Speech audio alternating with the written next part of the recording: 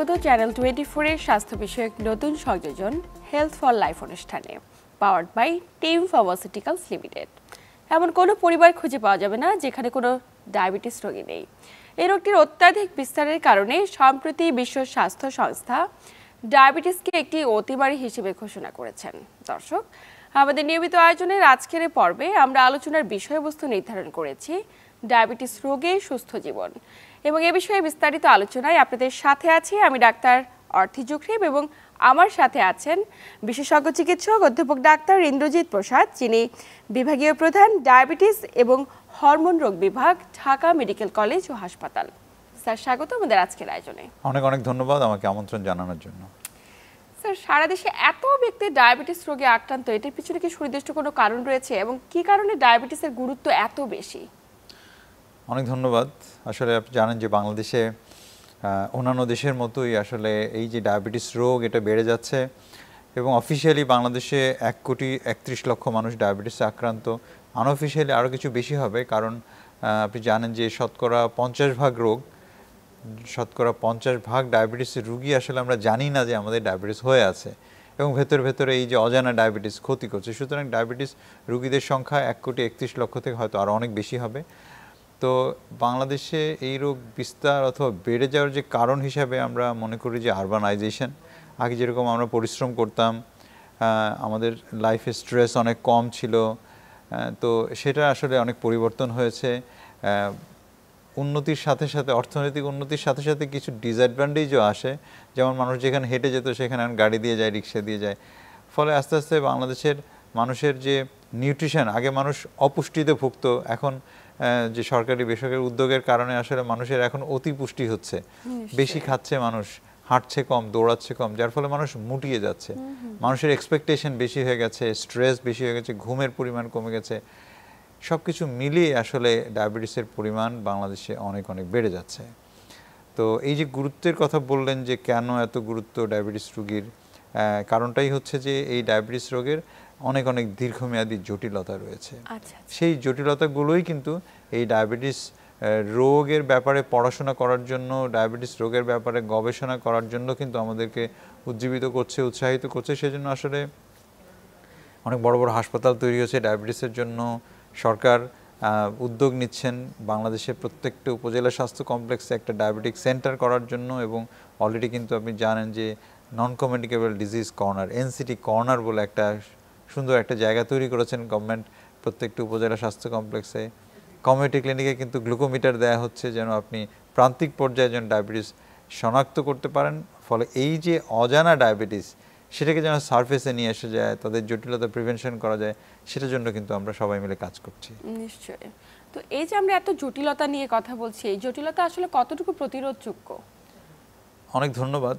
জটিলতা অনেক রয়েছে, কিন্তু আশার কথা আমি শোনাতে চাই যে ডায়াবেটিস রোগীদের যত রকম জটিলতা হয়েছে, প্রায় প্রত্যেকটি জটিলতাই কিন্তু প্রতিরোধযোগ্য, এবং ভালো চিকিৎসার মাধ্যমে, ভালো ঔষধের মাধ্যমে, ভালো যে জীবন প্রণালী নিয়ন্ত্রণের মাধ্যমে কিন্তু ডায়াবেটিস যদি আমরা প্রতিরোধ করতে পারি, এবং কিছু স্পেশাল টেকনিক্স আছে, স্পেশাল মেডিকেশন আছে, যেটা কিন্তু শুধু ডায়াবেটিস নিয়ন্ত্রণ করবে না, আমাদের ডায়াবেটিস জটিলতা প্রিভেনশন করার ক্ষেত্রেও কিন্তু অনেক দূর এগিয়ে যাবে। আধুনিক চিকিৎসা কিন্তু বাংলাদেশে চলে এসছে, এবং আমরা চেষ্টা করছি যে আমাদের জনসাধারণের যেন ডায়াবেটিস থেকে, যাদের ডায়াবেটিস হয় নাই তাদের তো ভালো কথা, যেন ডায়াবেটিস না হয়, যাদের হয়ে গেছে তাদের যেন এই যে অর্গান প্রোটেকশন, তাদের যেন অঙ্গহানি যেন না হয়, তার জন্য কিন্তু আমরা কাজ করছি।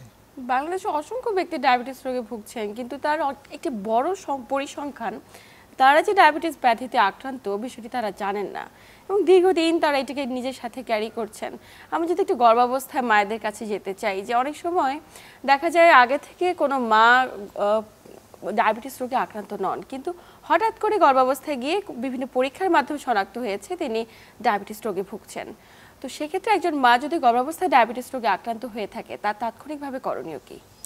অনেক ধন্যবাদ। আসলে গর্ভাবস্থায় যে ডায়াবেটিসটা 3 রকমভাবে আসে। আপনি যেটা বললেন যে প্রথমে যে অনেকে জানে যে ডায়াবেটিস আছে, সেই ডায়াবেটিস নিয়েই প্রেগনেন্সিতে উনি গেলেন। সেকেন্ড হচ্ছে যে অনেকের আগে ডায়াবেটিস আছে উনি জানেন না, কিন্তু প্রেগনেন্সির সময় তো পরীক্ষা নিরীক্ষা করা হয়, সেখানে গিয়ে দেখা গেলো যে ধরা পড়ে গেলো হ্যাঁ ওনার ডায়াবেটিস আছে। এবং আমরা কিছু পরীক্ষা আছে যেমন HbA1c, এটা দিয়ে বুঝতে পারি যে ডায়াবেটিসটা কত আগে থেকে হয়েছে। সেখানে দেখা যায় যে আগে থেকেই তার ডায়াবেটিস হয়ে আছে, কিন্তু উনি বুঝতে পারলেন প্রেগনেন্ট হওয়ার পর পরীক্ষা নিরীক্ষা করতে গিয়ে। আরেক ধরনের ডায়াবেটিস হয়, এটাকে বলি আমরা গর্ভকালীন ডায়াবেটিস, যেটা কিনা 24 থেকে 28 সপ্তাহে হয়তো প্রথম দেখা দেয়, শুরু থেকে থাকে না। এটা সাধারণত 3 মাস পার হওয়ার পরে সাধারণত যেটা দেখা যায় যে GDM বলি অথবা প্রেগনেন্সি ডায়াবেটিস, সেটা কিন্তু দেখা দেয়। তো এই যে ডায়াবেটিস প্রেগনেন্সিতে কিন্তু স্পেশাল গুরুত্ব ক্যারি করে, কারণ এখানে দুটো লাইফ জড়িত, একটা মায়ের জীবন আর একটা কিন্তু বাচ্চার জীবন জড়িত। সেজন্যই আসলে আমরা গর্ভকালীন ডায়াবেটিসটাকে অত্যন্ত গুরুত্বের সাথে, আমাদের গাইনোকোলজিস্টরা অত্যন্ত আপডেটেড। তারা কিন্তু এখন আপনি দেখবেন যে আমি খুবই আনন্দিত হয়ে দেখি যে প্রেগনেন্সি নেওয়ার আগে তারা প্রত্যেকটা মাকে কিন্তু, সম্ভাব্য মাকে কিন্তু তারা ডায়াবেটিস চেক করেন, তোমার ডায়াবেটিস আছে কিনা আগে থেকে দেখো।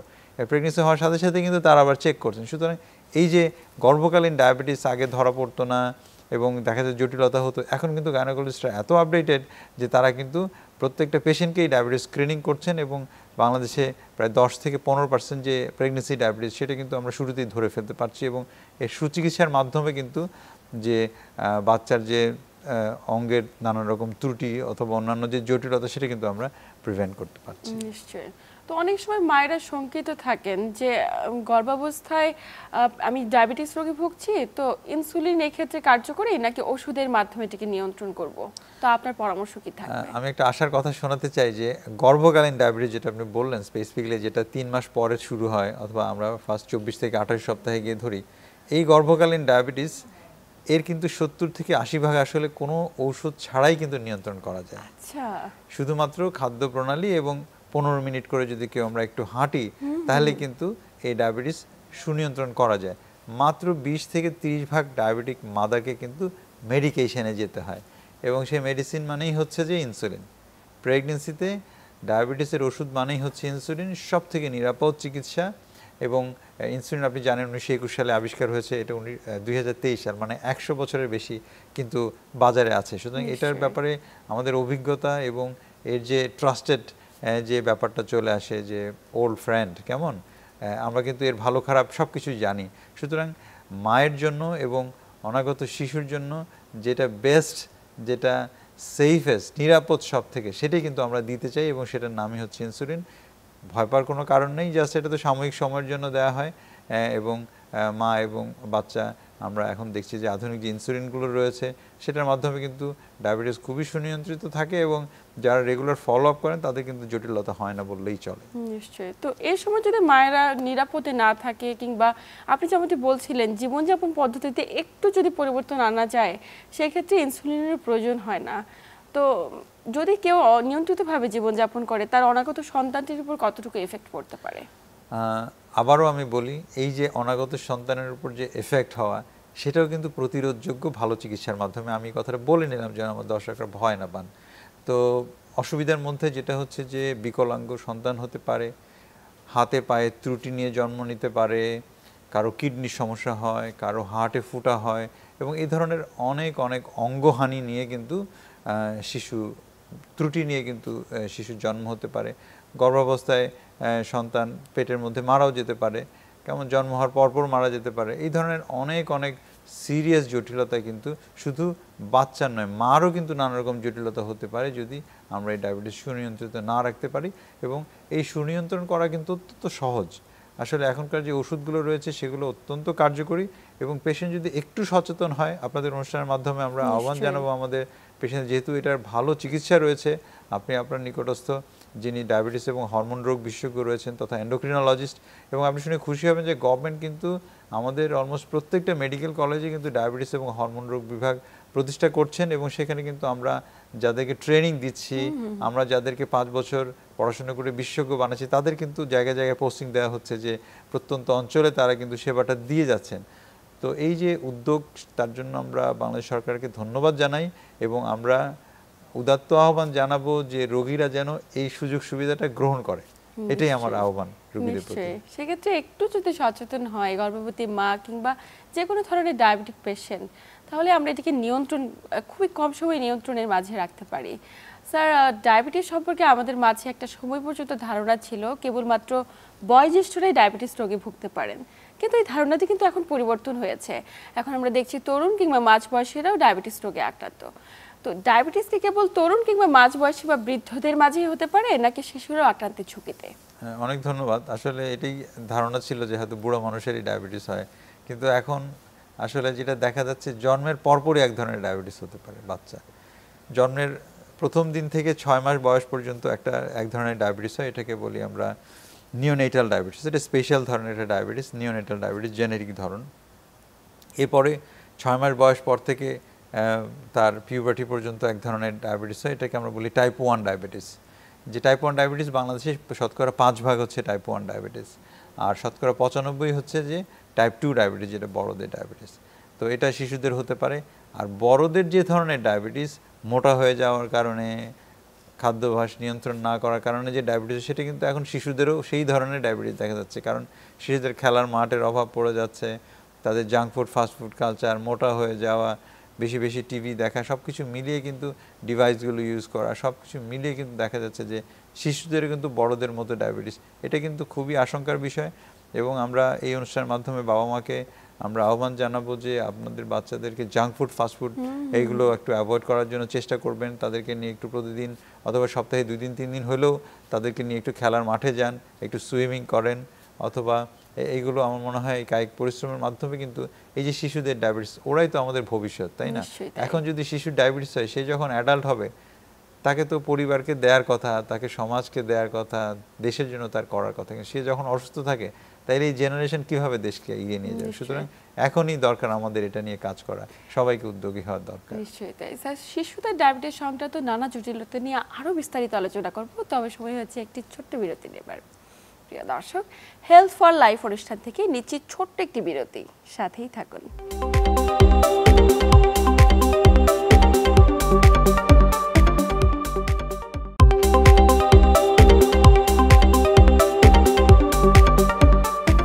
দর্শক, বিরতির পর আবার সবাইকে স্বাগত জানাচ্ছি হেলথ ফর লাইফ অনুষ্ঠানে, powered by Team Pharmaceuticals Limited. সাথে আছি আমি ডাক্তার অর্থি জুখরিব, এবং আমার সাথে আছেন একজন বিশেষজ্ঞ চিকিৎসক। উপস্থিত আছেন ডাক্তার ইন্দ্রজিৎ প্রসাদ, যিনি বিভাগীয় প্রধান এবং অধ্যাপক, ডায়াবেটিস ও হরমোন রোগ বিভাগ, ঢাকা মেডিকেল কলেজ ও হাসপাতাল। স্যার, বিরতির পর আবার স্বাগত আমাদের আজকের আয়োজনে। বিরতির আগে কথা বলছিলাম শিশুদের ডায়াবেটিস আক্রান্তের ঝুঁকিতে কতটুকু রয়েছে। তো একটি শিশু যদি ডায়াবেটিস রোগে আক্রান্ত হয়ে থাকে, সেক্ষেত্রে তাদের কি কি ধরনের লক্ষণ বা উপসর্গ প্রকাশ পেতে পারে? অনেক ধন্যবাদ। যেটা হচ্ছে যে একদম শিশু যখন ডায়াবেটিসে আক্রান্ত হয়, তখন সাপোজ বাচ্চারা তো একসময় দেখা যায় যে বিছানায় পেশাব করে, তারপর এটা আবার ঠিক হয়ে যায়। কিন্তু হঠাৎ করে যখন দেখবেন যে নতুন করে আবার ভালো হয়ে যাওয়ার পরেও, অথবা এই অভ্যাস চলে যাওয়ার পর নতুন করে আবার পেশাব করা শুরু করেছে বিছানায়, এটা একটা লক্ষণ। সেকেন্ড হচ্ছে যে বাচ্চা স্কুলের পারফরমেন্স খারাপ হয়ে যাওয়া। হ্যাঁ, তারপর হচ্ছে যে বাচ্চা ঠিকঠাক খাচ্ছে কিন্তু বাচ্চার ওজন বাড়ছে না, সময়ের সাথে তার ওজন উচ্চতা বাড়ার কথা, কিন্তু সে খাটো হয়ে আছে, অথবা তার ওজন বাড়ছে না, এগুলো কিন্তু লক্ষণ। এবং সারাদিন ঝিমাচ্ছে, এগুলো লক্ষণ। খেলাধুলার মধ্যে তার টায়ার্ড হয়ে যাচ্ছে, পারফরমেন্স খারাপ হয়ে যাচ্ছে, এগুলো। এবং আরেকটা জটিলতা নিয়ে শিশুরা প্রেজেন্ট করে, টাইপ 1 ডায়াবেটিস যারা স্পেশালি, তারা কিন্তু তাৎক্ষণিক জটিলতা, যেটা ইমার্জেন্সি বলে থাকি, ডায়াবেটিক কিটোঅ্যাসিডোসিস, এটা এক ধরনের ডায়াবেটিসের বিষক্রিয়া। সেটা নিয়ে কিন্তু খুব সিরিয়াস অবস্থায় বাচ্চারা কিন্তু হাসপাতালে ভর্তি হয়ে যায় এই ডায়াবেটিক কিটোঅ্যাসিডোসিস বিষক্রিয়ার কারণে। এটা কিন্তু টাইপ 1 ডায়াবেটিসের একটা স্পেশাল ফিচার। এবং যে কোনো রকম লক্ষণ যদি প্রকাশ পায়, সাথে সাথে কিন্তু অনেক সময় দেখা যায় যে শিশু ওর কি ডায়াবেটিস হবে, এটা চিন্তা আসলে মাথায় আসে না অনেকেরই। সো এইটাও কিন্তু আসলে আমাদের মাথায় রাখতে হবে যে এটা কিন্তু বাচ্চাদের ইমার্জেন্সি তৈরি করতে পারে, এবং জীবন হানি করারও কিন্তু একটা পর্যায়ে চলে যেতে পারে এই ডায়াবেটিক কিটোঅ্যাসিডোসিস, যদি আমরা খেয়াল না করি, যদি আমরা আইডেন্টিফাই না করতে পারি। তো কি করে আইডেন্টিফাই করতে পারে? একজন অভিভাবকের কর্তব্য কি এক্ষেত্রে? একজন অভিভাবকের কর্তব্য হচ্ছে যে যখন বাচ্চা এরকম সিমটম দেখা যাবে, তখন তার নিকটস্থ চিকিৎসকের কাছে নিয়ে গিয়ে তার সুগার চেক করা এবং ইউরিন চেক করা। ডায়াবেটিস চেক করলে এই বাচ্চার কিন্তু আমরা কোনো সময় বলি না যে খালি পেটে তারপর গ্লুকোজ খেয়ে ডায়াবেটিস চেক, আমরা র্যান্ডম একটা চেক করে দেখি 20, 25, 30 ডায়াবেটিস হয়ে বসে আছে। ইউরিন চেক করলে দেখা যায় ইউরিনে প্রচুর সুগার যাচ্ছে।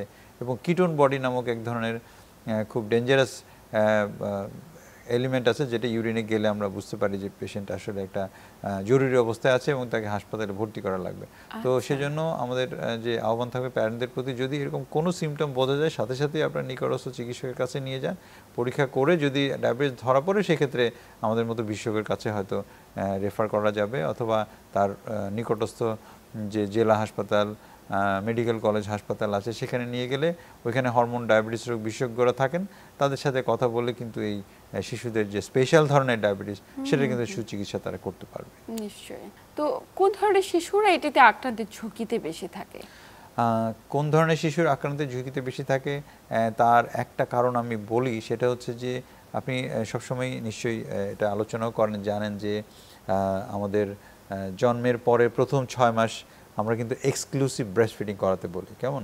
এটার গুরুত্ব হচ্ছে যে বাচ্চার রোগ প্রতিরোধ ক্ষমতা ভালো থাকবে, ইনফেকশনস হওয়ার চান্স কম থাকবে, তার পুষ্টি নিশ্চিত হবে, মায়ের সাথে বন্ডিং হবে, সব কিছু মিলিয়ে কিন্তু 6 মাসের যে এক্সক্লুসিভ ব্রেস্ট ফিডিং এটা কিন্তু সবসময় আলোচিত হয়। কিন্তু একটা জিনিস আলোচনা খুব কম হয়, এই টাইপ 1 ডায়াবেটিস, যেটা কিনা গাভীর দুধ খাওয়ালে কিন্তু এটা হওয়ার সম্ভাবনা খুব বেশি থাকে। মায়ের দুধ কেউ যদি খায় তাহলে যে শিশুদের যে ডায়াবেটিস সেটা থেকে কিন্তু তারা বেঁচে যেতে পারে। এই চিকিৎসা সবার মাধ্যমেই ছড়িয়ে পড়ুক, এই চিকিৎসার যে জ্ঞান সবার মধ্যেই থাকুক, এবং যে কোনো চিকিৎসক, এমবিবিএস চিকিৎসক যে কেউ যেন এই গাইডলাইনটা পড়ে তার যে নিকটস্থ রুগী আছেন, যিনি রিমোট এরিয়াতে আছেন, যিনি আসতে পারছেন না মেডিকেল কলেজে, তার চিকিৎসারও যেন নিশ্চিত করা যায়, সে ব্যাপারে কিন্তু আমরা উদ্যোগ নিয়েছি, সরকার সে ব্যাপারে কাজ করছে। নিশ্চয়ই। তো ডায়াবেটিস নিয়ন্ত্রণে একজন ব্যক্তির জীবনযাপনে কি কি ধরনের পরিবর্তন আনার পরামর্শ দেবেন? ডায়াবেটিস নিয়ন্ত্রণের জন্য আসলে আমরা 4টা ডির কথা বলে থাকি। একটা ডি হচ্ছে ডিসিপ্লিন, উনি হাঁটবেন, উনি তার যে ছন্দ, জীবনের যে ছন্দ, স্ট্রেস, এগুলো কম রাখবেন, এগুলো ডিসিপ্লিন। সেকেন্ড হচ্ছে যে ডায়েট, একজন মানুষের ওজন এবং উচ্চতা অনুযায়ী তার একটা খাদ্য প্রণালী, সুষম খাদ্য একটা নির্দিষ্ট করতে হয়, যে উনি কতটুকু ভাত খাবেন, কতটুকু মাছ খাবেন, কতটুকু মাংস খাবেন, কতটুকু সবজি খাবেন, কতটুকু দুধ খাবেন, কতটুকু ফল খাবেন, তার কিন্তু একটা ছক আমরা করে দিই অনেক সময়। সেটা কিন্তু আমাদের ডায়েট আমরা বলে থাকি, যে তার ওজন উচ্চতা অনুযায়ী কতটুকু খাওয়ার দরকার। সেকেন্ড হচ্ছে যে থার্ড হচ্ছে যে ড্রিম মানে হচ্ছে ঘুম। কেউ যদি 6 ঘন্টা না ঘুমায় ঠিক মতো, তাহলে কিন্তু তার ডায়াবেটিস নিয়ন্ত্রণ করা খুবই কঠিন ব্যাপার হয়ে যায়। আর সর্বশেষ ডি অথবা চতুর্থ ডি মানে হচ্ছে ড্রাগ। দেখেন, ওষুধের গুরুত্ব কিন্তু সব থেকে কম ডায়াবেটিস চিকিৎসায়। কেউ যদি ডায়েট, এক্সারসাইজ, ঘুম এগুলো ঠিকঠাক মতো না করে, তাহলে কিন্তু তার যে ওষুধ ঠিক মতো কাজ করবে না। সেজন্য আমরা ড্রাগটাকে সবার শেষে রাখতে চাই, সবার শেষে বলতে চাই, সব থেকে কম গুরুত্ব দিতে চাই। তো আমরা মনে করি যে এই যে প্রতিদিন আধা ঘন্টা করে হাঁটাহাঁটি, সপ্তাহে 5 দিন, কেউ যদি অত্যন্ত ব্যস্ত থাকে, সপ্তাহে 3 দিন যদি উনি 50 মিনিট করে হাঁটতে পারেন, তাহলেও কিন্তু তার কিন্তু হাঁটার যে কোটা সেটা পূরণ হয়ে যায়। সুষম খাদ্য যেন গ্রহণ করেন, যেখানে সমস্ত রকমের খাবার থাকবে। অনেকে ইদানিং একটা ফ্যাশন দাঁড়িয়েছে যে ভাত বন্ধ করে দিচ্ছে, রুটি বন্ধ করে দিচ্ছে, কেমন শুধু সবজি খাচ্ছে, সালাদ খাচ্ছে, মাংস খাচ্ছে। এগুলো কিন্তু মানুষের ক্ষতির কারণ হয়ে দাঁড়ায়, মানুষের কিডনি নষ্ট হয়, ব্রেন নষ্ট হয়, যেটাকে বলা কিটো ডায়েট। এটা নিয়ে কিন্তু অনেকে আমাদের কাছে ব্রেন স্ট্রোক নিয়ে, হার্ট স্ট্রোক নিয়ে, কিডনি খারাপ নিয়ে কিন্তু আসে আমাদের কাছে, হাসপাতালে ভর্তি হন, এসে বলেন স্যার আমি তো এটা ভুল করে ফেলছি। কি ভুল করেছেন? বলে যে স্যার আমি তো ভিডিও দেখে কেটো ডায়েট করা শুরু করেছিলাম, এখন তো স্যার আমার কিডনি নষ্ট হয়ে গেছে, কী করবো আমরা? সো এটাও একটা ব্যাপার, যে সবসময় যেটা শুনে এসছেন সুষম খাদ্য, ছোটোবেলা থেকে শুনে এসছেন না, সুষম খাদ্য আমাদের শরীর গঠন করে, রোগ প্রতিরোধ ক্ষমতা প্রদান করে, ঠিক এখনও কিন্তু সেটাই সত্যি। প্রত্যেকটা খাবারেই কিন্তু কম্পোনেন্ট আমাদের জন্য দরকার, 50% কার্বোহাইড্রেট দরকার, এটা বাদ দিলে চলবে না। সেই যে এই জীবন প্রণালীর কথাই যেহেতু বললেন, স্মোকিং অ্যাভয়েড করা, কেমন মানুষের হার্ট অ্যাটাক, ডায়াবেটিস রোগী সাধারণত মারা যায় হার্ট অ্যাটাক হয়ে, ব্রেন স্ট্রোক এগুলোর কারণে মারা যায়। তো স্মোকিং যদি কেউ করে, তাহলে কিন্তু হার্ট অ্যাটাক, কিডনি জটিলতা এটা কিন্তু খুব তাড়াতাড়ি চলে আসে। সুতরাং ডায়াবেটিস রোগীর জন্য খুবই গুরুত্বপূর্ণ যে তারা কোনো ক্রমেই যেন তারা স্মোকিং না করেন। নিশ্চয়ই একটু নিয়ন্ত্রিত জীবনযাপন করলে ডায়াবেটিসকে নিয়ন্ত্রণে আনা সম্ভব। আমরা আলোচনার একদম শেষ প্রান্তে, আপনাকে আন্তরিক ধন্যবাদ গুরুত্বপূর্ণ তথ্য এবং পরামর্শের মাধ্যমে দর্শকদের উপকৃত করবার জন্য। আপনি ভালো থাকবেন। অনেক ধন্যবাদ চ্যানেল 24-কে আমন্ত্রণ জানানো আমাকে, অনেক ধন্যবাদ দর্শক যারা শুনলেন। প্রিয় দর্শক, আমাদের আজকের আলোচনার মাধ্যমে এতটুকুই বুঝলাম, পরিকল্পিত জীবনযাপন এবং নিয়ন্ত্রিত খাদ্যাভ্যাসের মাধ্যমে চাইলেই ডায়াবেটিসকে নিয়ন্ত্রণ করা সম্ভব। এতক্ষণ সাথে থেকে আমাদের আয়োজন দেখার জন্য সবাইকে আন্তরিক ধন্যবাদ জানিয়ে আমি ডাক্তার অর্থে আজ এখানেই বিদায় নিচ্ছি। সকলে ভালো থাকুন, সুস্থ থাকুন এবং চ্যানেল 24 এর সাথেই থাকুন।